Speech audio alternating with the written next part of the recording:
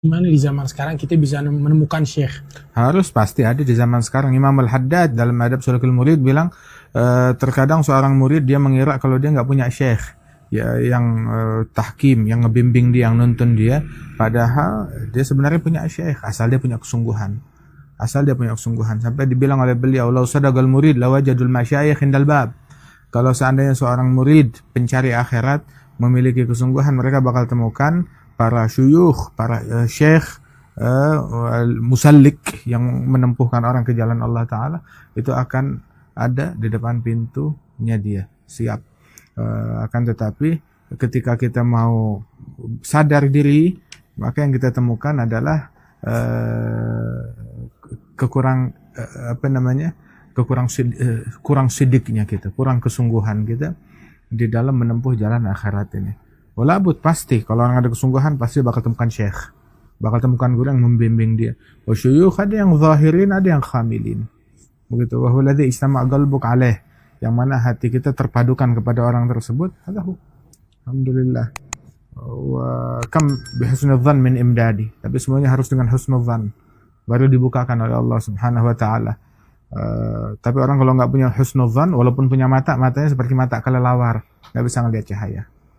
Terus kalau di zaman sekarang kan orang banyak yang ngelihat media sosial, ngelihat guru belajar ngambil ilmu dari media sosial. Apakah itu cukup dinamakan guru apa? Lah, orang guru mangkan syekhu kitabu faqatu aktsar min shawabih, yang berguru hanya kepada buku banyakkan salahnya daripada benarnya. Begitu juga man ta'allama bi ghairi syekh fa syekhuhu syaitan. Orang kalau belajar tanpa guru, maka gurunya adalah syaitan. Itu yang padahal pakai kitab. Pakai kitab. Maka syaitan yang jadi pembimbingnya dia. Lebih banyak salahnya daripada benarnya dia. Abu Bakar Al-Habib Bakar bin Ali Al-Masyhur bilang, "Man kana syekhu syarituh katsura khabituh." Orang kalau bergurunya kepada dulu kaset yang ada pitanya tuh, kaset. Itu kaset kadang suka kusut. Nah, orang kalau gurunya sama kaset, ilmunya kusut.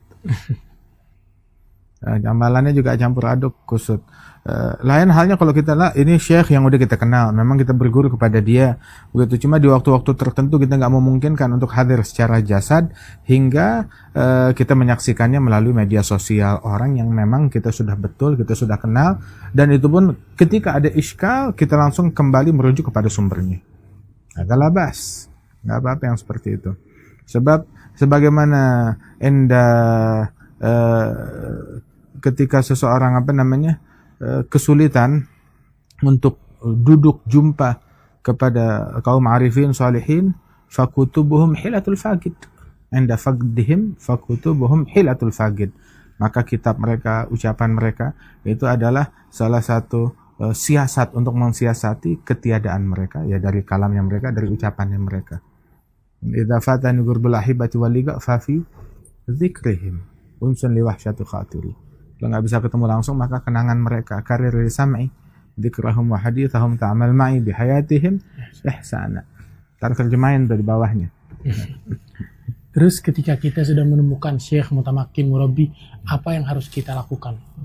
Pasrah, menyerah, tunduk, patuh, taat, bersimpuh di hadapan dia, seperti patuhnya dan menyerahnya seorang mayit, jenazah, di hadapan tukang mandiin, diarahin ke kanan ngikut ke kanan, diarahin ke kiri urut ke kiri, taat kepada perintahnya, nggak membantah.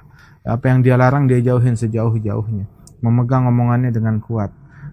Kemudian juga jangan sampai menyakiti hatinya, bersegera menuju ridhonya dia. Sampai dibilang oleh para ulama itu jangan sampai kita durhaka kepada guru, sebab ugugul walidain, kalau dia taubat diampunin durhaka sama orang tua, tapi durhaka ugugul ustadzin, durhaka kepada guru syekh, ada la yughfar. Maknahu la yughfar, ya, dikhawatirkan biasanya orang itu kualat hingga meninggalnya suul khatimah. Wal iyadzu billah min dzalik. Tapi hatta al-uquq kalau dia mau taubat, di pintu taubat lebih mudah daripada untuk orang yang durhaka kepada ustadz dan guru. Terus apa yang dimaksud dengan ta'alluq atau koneksi batin antara guru dan juga murid?